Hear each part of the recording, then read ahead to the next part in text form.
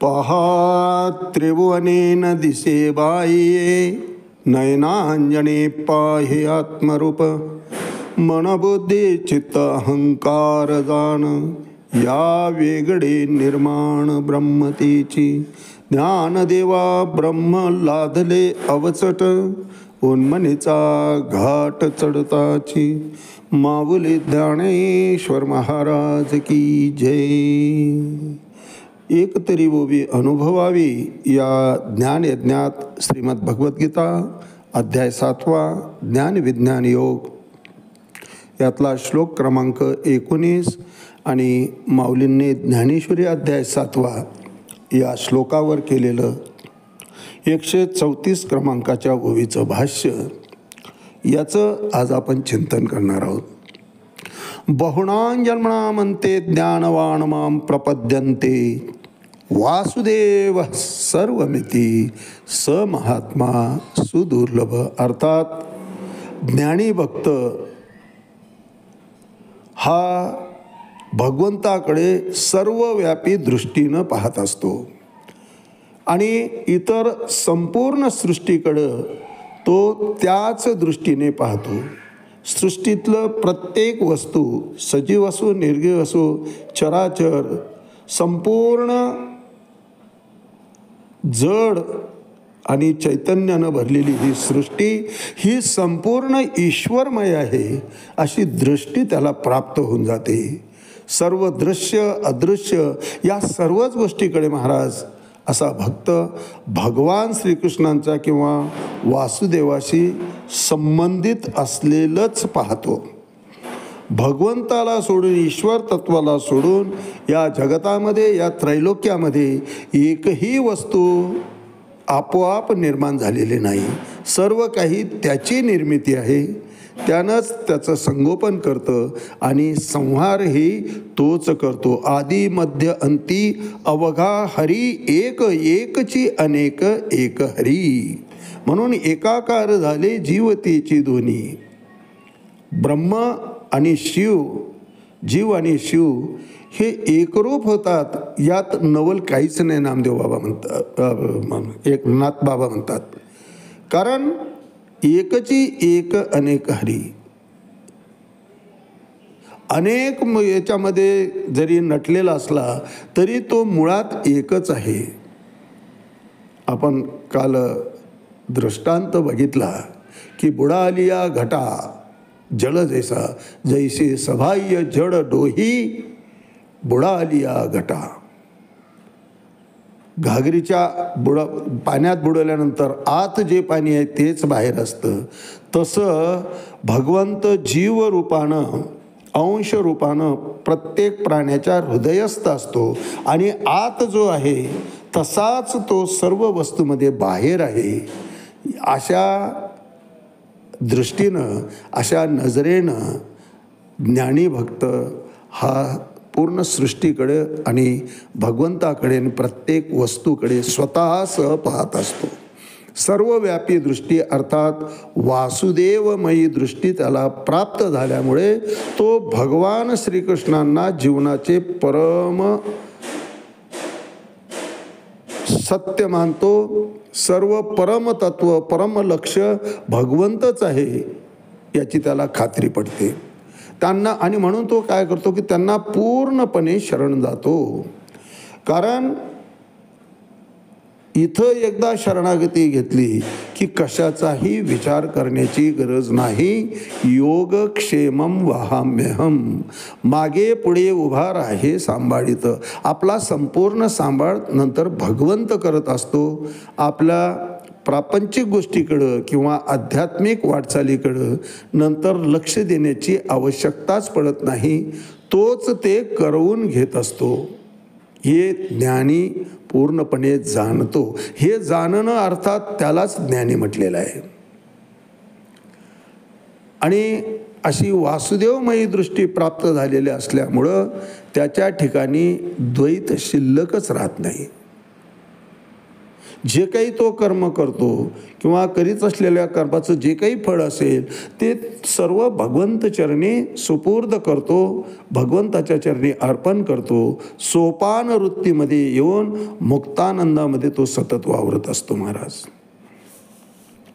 करीत असलेल्या कर्माशी जर फळाची आसक्ती नसेल तर कर्मापासून निर्माण होणारं सुखदुःख या उपाधी त्याच्या वाट्याला येतच नाही. महाराज,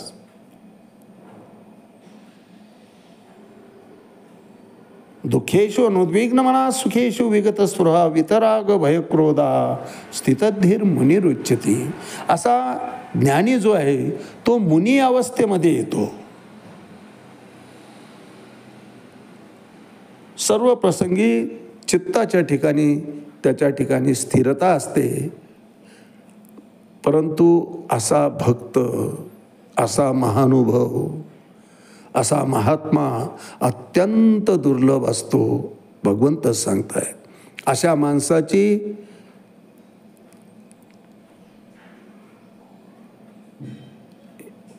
माणसाची गणती करताना, अशा माणसाचं प्रमाण सांगताना गीतेमध्येच, श्रीमद भगवद्गीतेमध्ये भगवंतांनी सांगितलं आहे की मनुष्याणाम सहस्रेषु कश्चित् यत्तपि सिद्धये.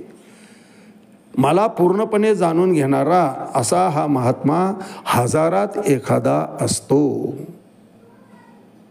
आता लाखातही नाही.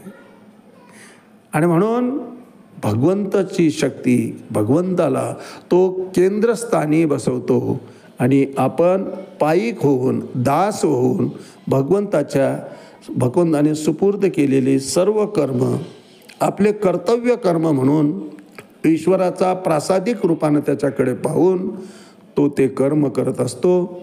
परंतु कर्म करताना मा फलेषु कदाचनम, कर्मण्येव अधिकार असते, फळाची अपेक्षाच करत नाही. महाराज, अर्थात असा ज्ञानी भक्त स महात्मा सुदुर्लभ.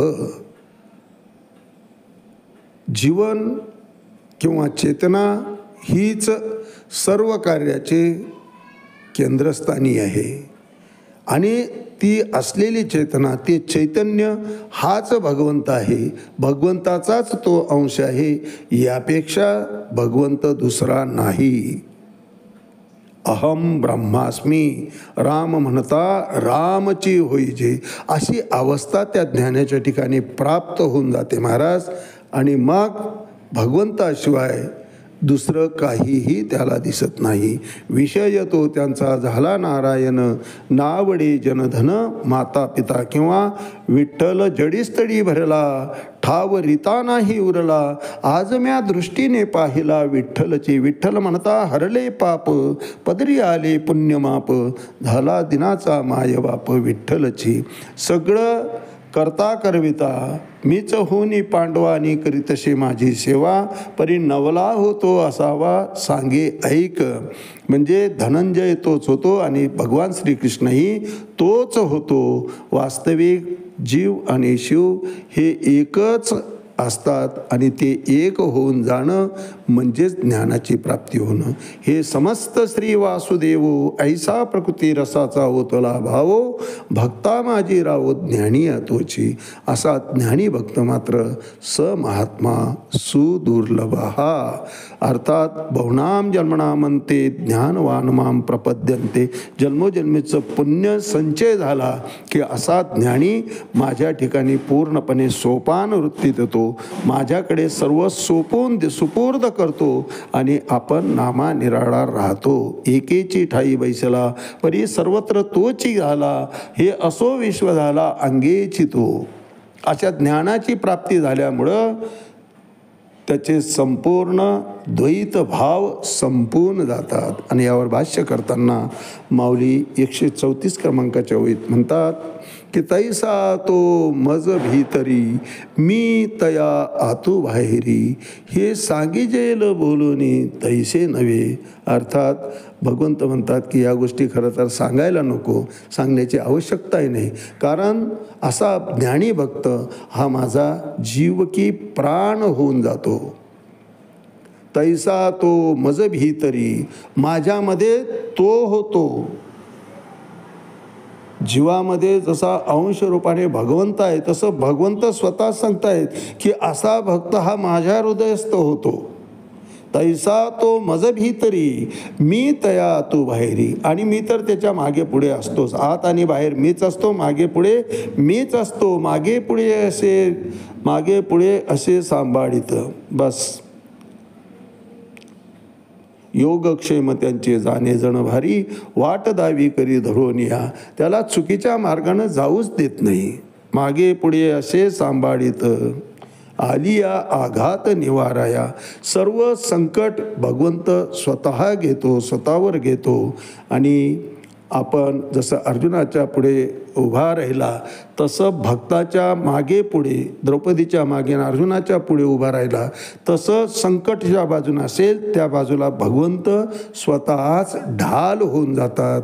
हे सांगण्याची खरं तर भगवंत म्हणतात आवश्यकता नाही.